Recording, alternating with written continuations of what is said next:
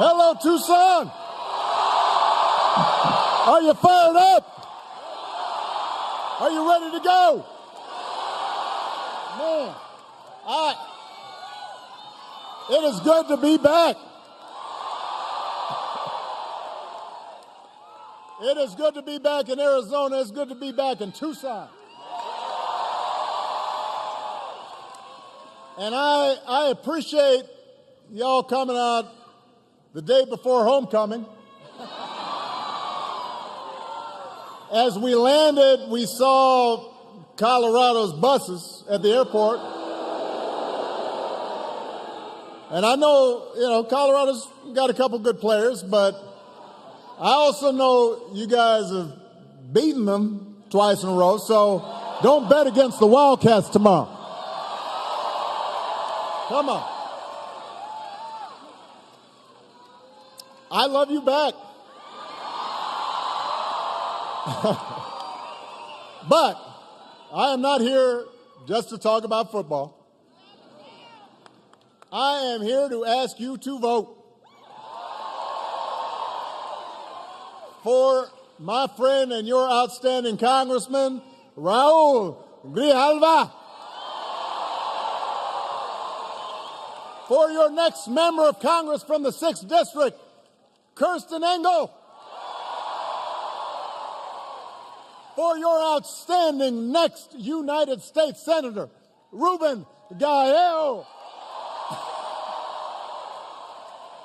and for the next President of the United States, Kamala Harris.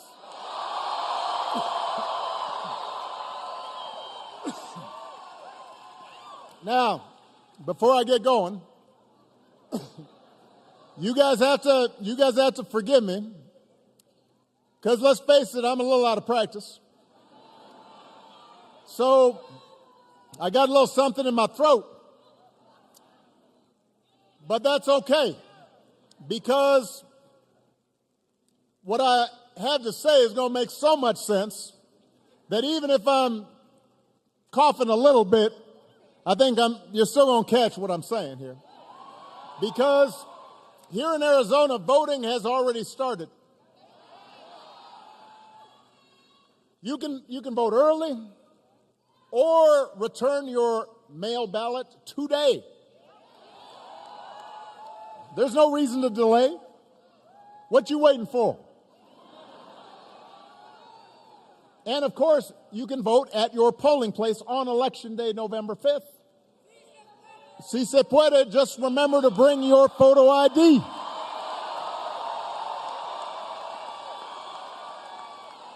And I think as Ruben mentioned, si se puede. But as Ruben mentioned, you need to make a plan. And if you've got any confusion, any uncertainty about what your plan is to vote, then you go to iwillvote.com/AZ. And then once you've got a plan, then you've got to make sure your friends and family make a plan to vote too. Because together we've got a chance to choose a new generation of leadership in this country and start building a better and stronger and fairer and more hopeful America. Now, we know this election is going to be tight. And it's going to be tight because a lot of Americans are struggling right now. As a country, we've been through a lot over the last few years. We've had a historic pandemic that wreaked havoc on communities and businesses. Disruptions from the pandemic then caused prices to spike, and that put a strain on family budgets. And in a lot of ways, it felt like the aspirations of working people have taken a back seat to the priorities of the rich and the powerful and the well-connected. So I understand why people are looking to shake things up. I get why sometimes folks are frustrated with politics. I'm sometimes frustrated with politics.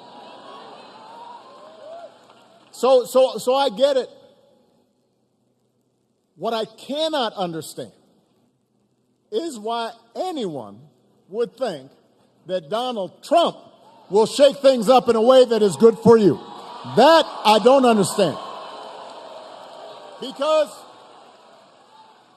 there is absolutely no evidence that this man thinks about anybody but himself. I've said it before. Donald Trump is a 78-year-old billionaire who has not stopped whining about his problems since he rode down that golden escalator 9 years ago.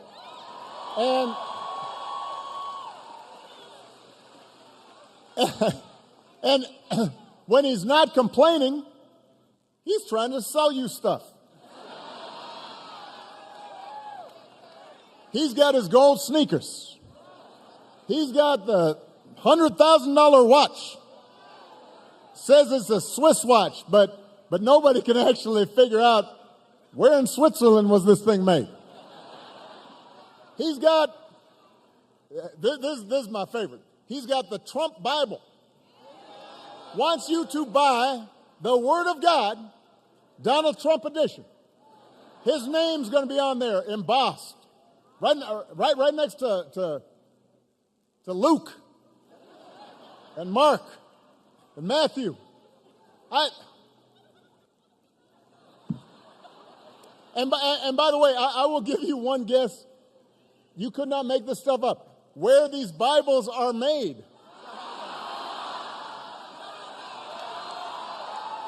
So, Mr. Tough Guy on China, except when he can make a few bucks, hawking his Trump edition Bibles.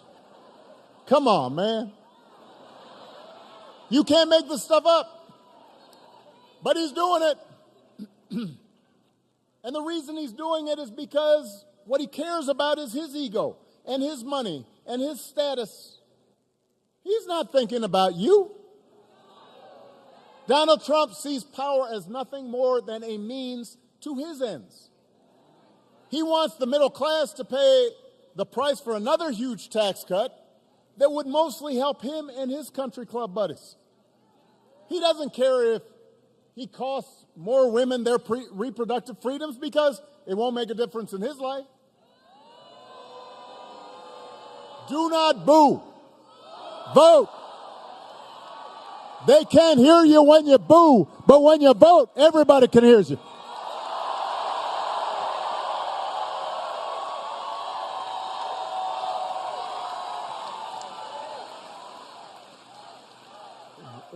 Vote.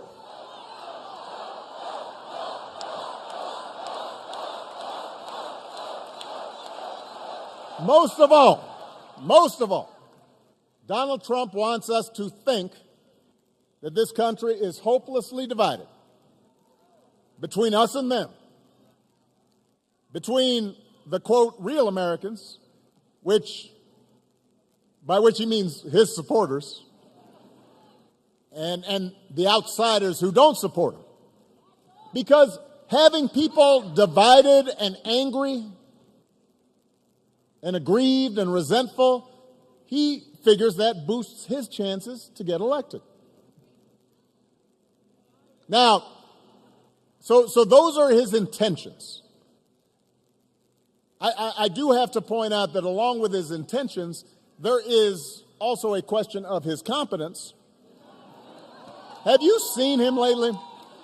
I mean, he is out there, he's given 2.5 hour speeches, just word salads. You have no idea what he's talking about. He's talking about Hannibal Lecter. He's talking about this. He's talking about that. He held a town hall meeting where he just, let me explain, because I've done a lot of town hall meetings. The point of a town hall meeting is to take questions. He just decided, you know what, I'm going to stop taking questions, and then he's swaying to Ave Maria and YMCA for about half an hour. Folks are standing there not sure what's happening. Can you imagine if I did that? Can you imagine if Ruben did that right in the middle? Now, our playlist would probably be better. But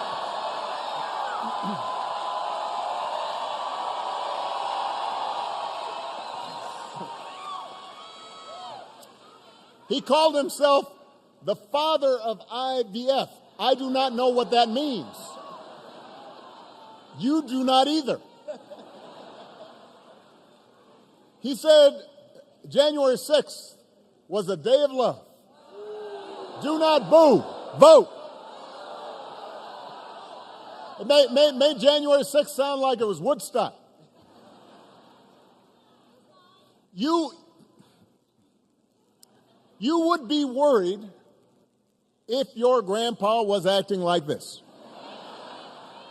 No, I'm not joking. You would, right? You'd call up your cousins and you say, "Have you noticed?"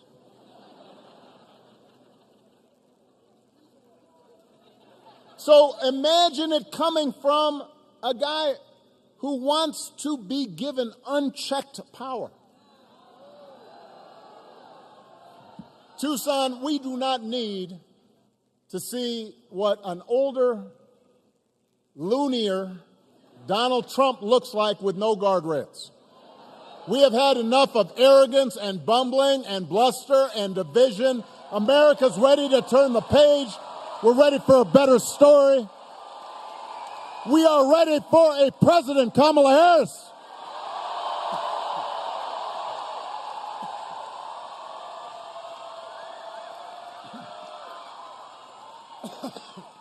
I warned you.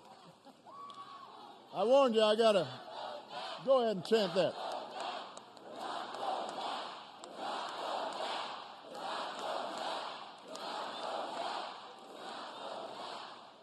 And the good news is, Kamala Harris is ready to do the job.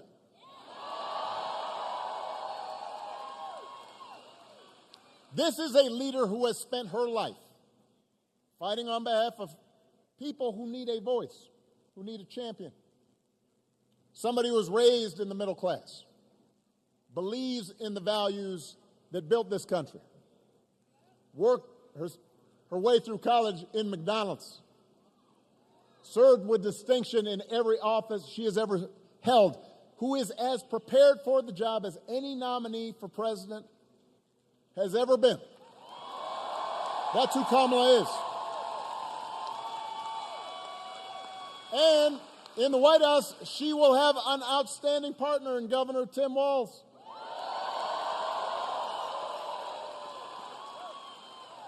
Love that dude.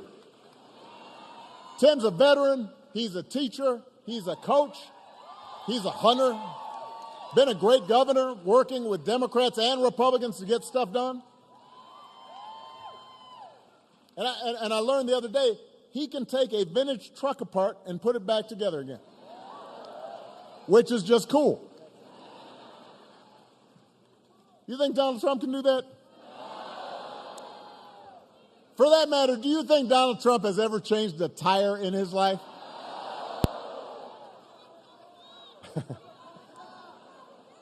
Yeah, you know, he's like having Jeeves change his tire.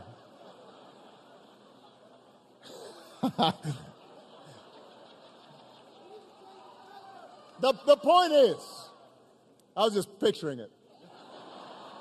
The point is, if you elect Kamala and Tim, they will not be focused on their problems, they will be focused on yours. They understand that too many folks, not just here in Arizona, but across the country, are still struggling to pay the bills. Even though wages are steadily growing, even though inflation's finally slowing, the price of everything, from healthcare to housing to groceries, it's still too high, and it hurts.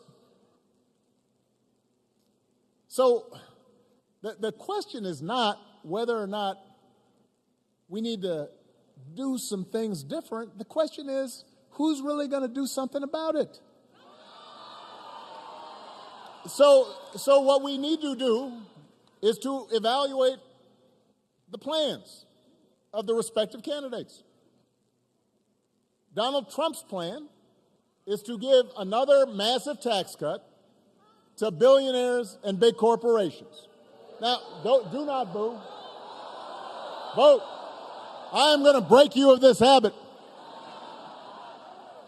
Now, some people, because, I'm having conversations around the country with folks as I go campaigning, and I'll hear some people say, well, I remember the economy when those first 2 years with Trump, they were pretty good. And I say, yeah, it was good. Because it was my economy that I gave to him.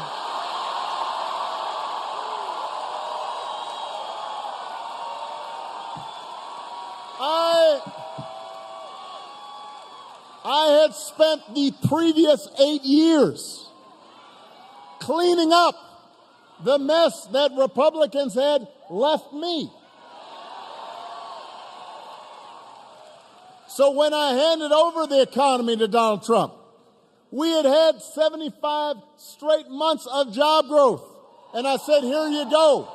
And all he did with it was give a tax cut to people who did not need one.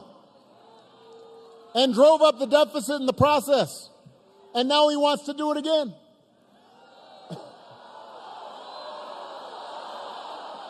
Now, wait. Now, in fairness, his other big economic plan is to slap tariffs on everything from food to TVs. Now, understand a tariff is any imported good, you just slap an extra cost on it. And if some other country's not playing fair in terms of trade, then you use it as a tool in your tool belt. But this is basically a Trump sales tax that could cost the average family almost $4,000 a year. This is not a plan to bring down prices. If you think prices are high now, Donald Trump's message is you ain't seen nothing yet. When it comes to health care, Donald Trump's got one answer, and that is end Obamacare. Get rid of the Affordable Care Act, even though 45 million people rely on it.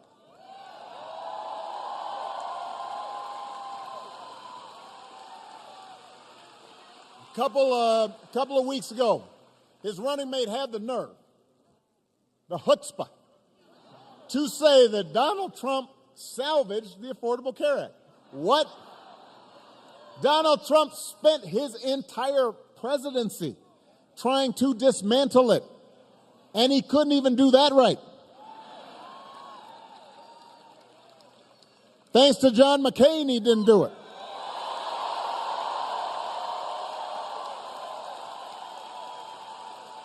And now,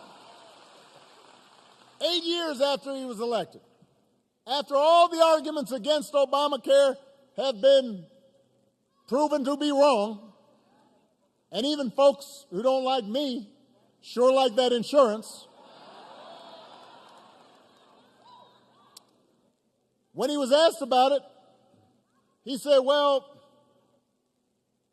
I have a concept of a plan for how I might replace it. Now, I want you to think about that. Let's say your boss gives you an assignment, says she needs it by Friday. Friday rolls around, your boss says, so did you finish that project I asked for? Well, I haven't actually started, but I do have a concept of a plan. Students here at Arizona, you could try it with your professors. Now, papers due, and you just write on a sheet of paper, concept of a plan. You could try it at home. Honey, did you do the dishes? I have a concept of a plan to do the dishes. Haven't done them yet. How's that going to go over?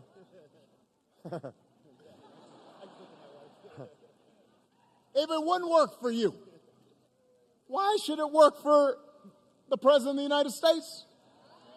But the good news is that Kamala Harris does not have concepts of a plan. She has an actual plan to make your life better.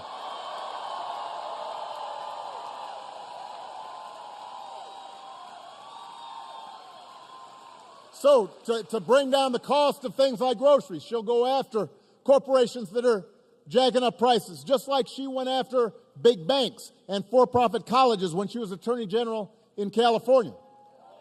And believe me, when Kamala does, nobody's going to want to stand in her way. I've witnessed it. I remember after the home mortgage crisis, Kamala pushed me and my administration harder than any other Attorney General in the country to make sure homeowners got a fair settlement. And it didn't matter that I was a Democrat. She wasn't going to let anything stop her from winning as much relief as possible for the families who deserved it. That's who she is. That's the kind of president Kamala Harris will be.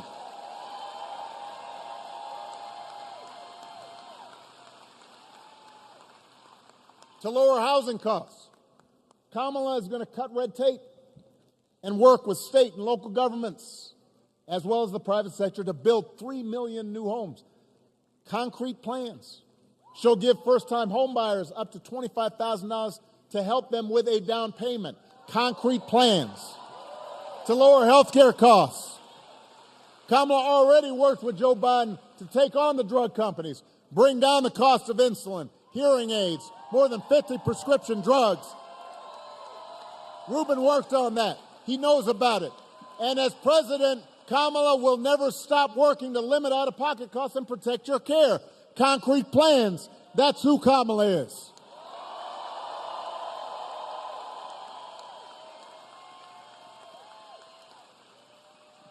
And instead of giving more tax cuts to billionaires and people who don't need them and raising prices on working families, Kamala's going to give a tax cut to 100 million middle-class and working people here in America. So, if you're a new parent, you could qualify for a $6,000 tax credit during the first year of your child's life. That will help because raising kids is hard. She wants to make it easier to afford stuff like a crib or a car seat or diapers. You think Donald Trump's ever changed the diaper? No. Jeeves, what is this?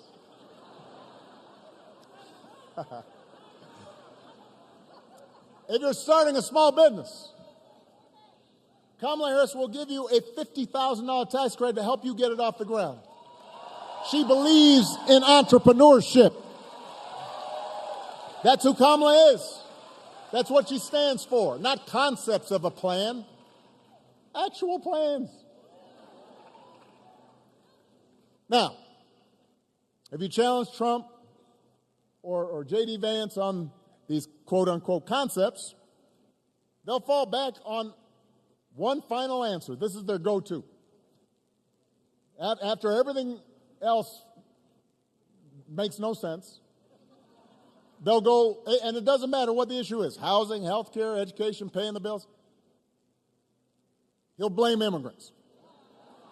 He wants you to believe that if you let him round up whoever he wants and ship them out, all your problems will be solved. Now, wait, hold on a second, because this is a serious piece of business. Arizona is a border state. You know there are real issues at the border. We can't pretend there are not. We are a nation of laws, and we are a nation of immigrants. We were built on immigrants looking for a better life.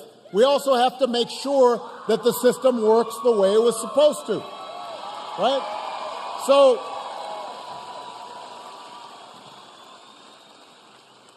we have a real problem to solve.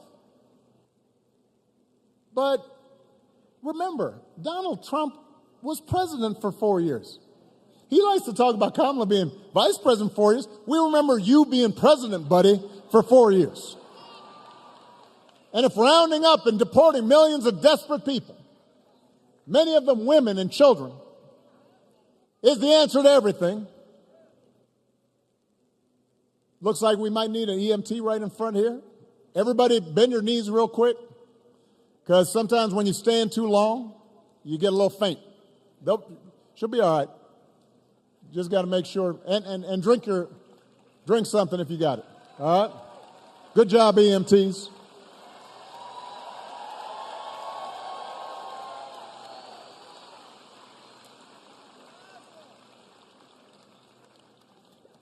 So the question is,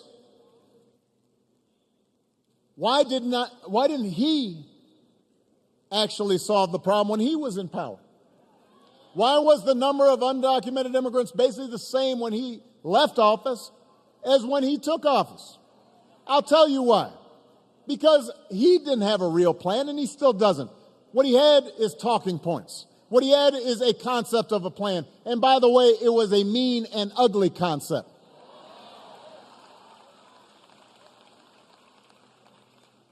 You know what would actually help bring order to the border and actually help fix our immigration system?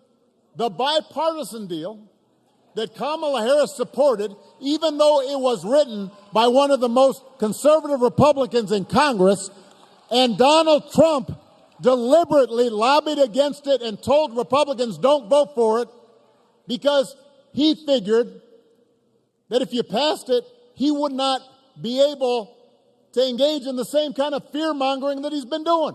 He cared more about winning an election than he did to actually solve the problem. Vote.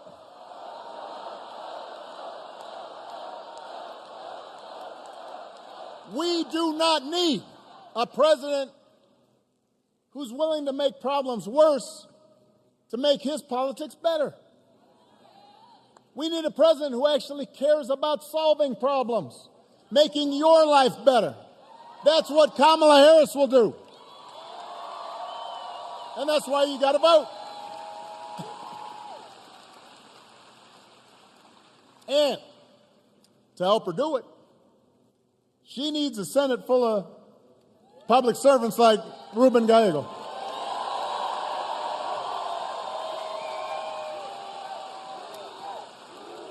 Ruben. Keep going while I take my sip of water. Ruben. You heard Ruben speak a little bit about his life. Son of an immigrant, single mom. Growing up, he and his sisters didn't have much. He worked construction, worked as a meat packer, anything to help his family. Later, he served in the Marines. In Congress, he's proven that he will stand up to corporate price gouging and work to lower costs for families. Ruben's the kind of person we need in Washington. This is the kind of person who's going to help Kamala get stuff done. Folks who share our values and will do whatever they can to move the country forward.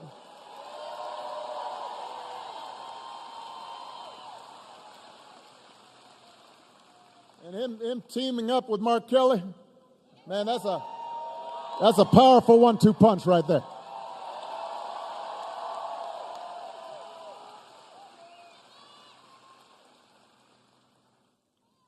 One of those values that Ruben shares and that's talked a lot about in the campaign is freedom. So I want to talk a little bit about that. I do not think we've ever had an election with candidates who understand freedom so differently. For Donald Trump and his cronies, freedom means that the powerful can do whatever they please. That's his definition of freedom. I want to fire workers for trying to organize a union. I should be free to do so. You know, they want the freedom to throw out votes if they lose an election. They want to control what women can and can't do to their bodies. In other words, for Trump, freedom is getting away with stuff. And it's like he said in the middle of the pandemic, when he said, I do not take any responsibility at all. I'm not sure any American president has ever uttered those words other than Donald Trump. I do not take any. People were dying. Hospitals overrun. I do not take any responsibility at all. That's his idea of freedom. I do what I want, and I'm not responsible for anything. We have a broader idea of freedom. We believe in the freedom to provide for our families if we're willing to work. The freedom to breathe clean air and drink clean water. The freedom to send our kids to school without worrying if they'll come home safely.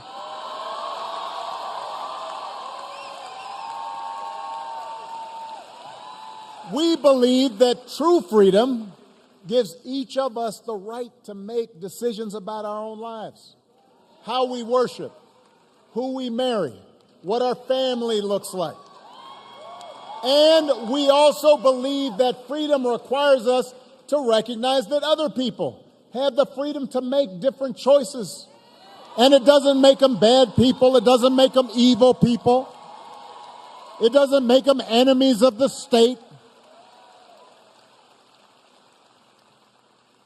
I mean, I listen to some of the language that's being thrown around. Look, even on the most contentious issues, I've always said there are good people of conscience on both sides of the abortion divide. And I respect anybody whose faith tells them that it's not something that they would do, that they support. But if we believe in freedom, then we should at least agree that such a deeply personal decision should be made by the woman whose body is involved, not by politicians.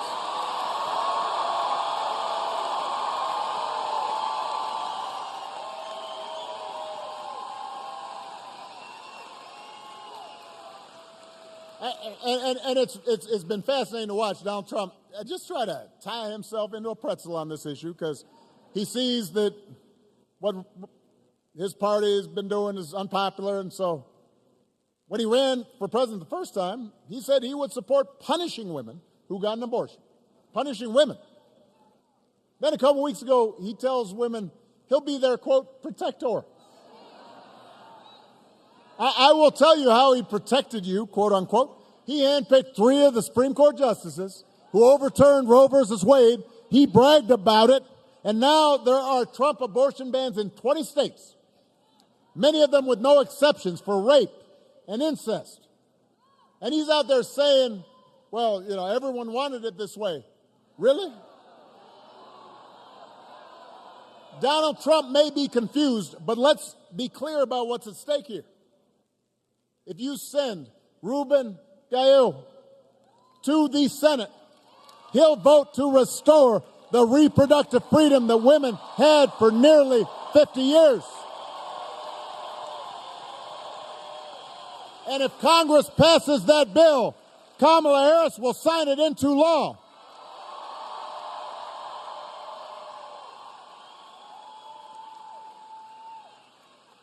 Because they understand freedom is about being able to make the right choice for ourselves and our families. And here in Arizona, you don't even have to wait. Abortion's actually on the ballot right here.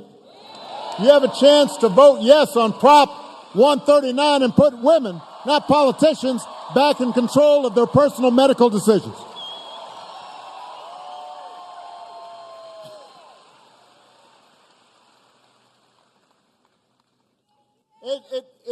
It's an example of how, at the end of the day, this election, it's not just about policies. It's not just about plans or concepts of a plan. It's about values. It's about who we are, how we treat each other, the example we want to set for our children and their children. It's about character. Some of you know that when I was growing up, I didn't have a father in the house. But I was lucky enough to have people around me. A stepfather for a time, my grandparents, teachers, coaches, and most of all, my mom, who taught me the difference between right and wrong, who showed me what it meant to have integrity and to be honest, and to be responsible, and to work hard, and to treat other people the way I wanted them to treat me. And I suspect most of you grew up the same way. And as you know, I wasn't perfect right off the bat. And sometimes I didn't live up to those values, and I made mistakes. And I tried to learn from them. And then as I got older, I continued to benefit from people who reinforced those values. And obviously, my wife, Michelle, was one of those people.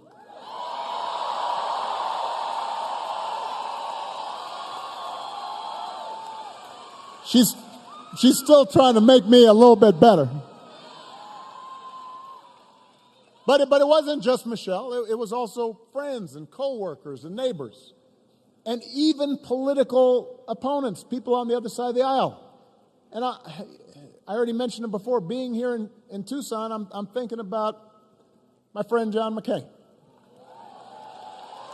Yeah. Now, I don't want to over-romanticize our relationship, and you know, John was conservative, to put it mildly. Ran against me in 2008. Talked about me on the campaign trail. But you know what? He understood that some values transcend party. He believed in honest argument and hearing the views of other people. He didn't demonize his political opponents. You remember the time at the end of the campaign when a woman at one of his rallies said, "Oh, Obama, you can't vote for that Arab. He's not even a citizen." And she started going on a rant, and he said, "Ma'am, hold on a second. I have a lot of disagreements with Senator Obama, but I serve with him. He's a good man. He's an honorable man.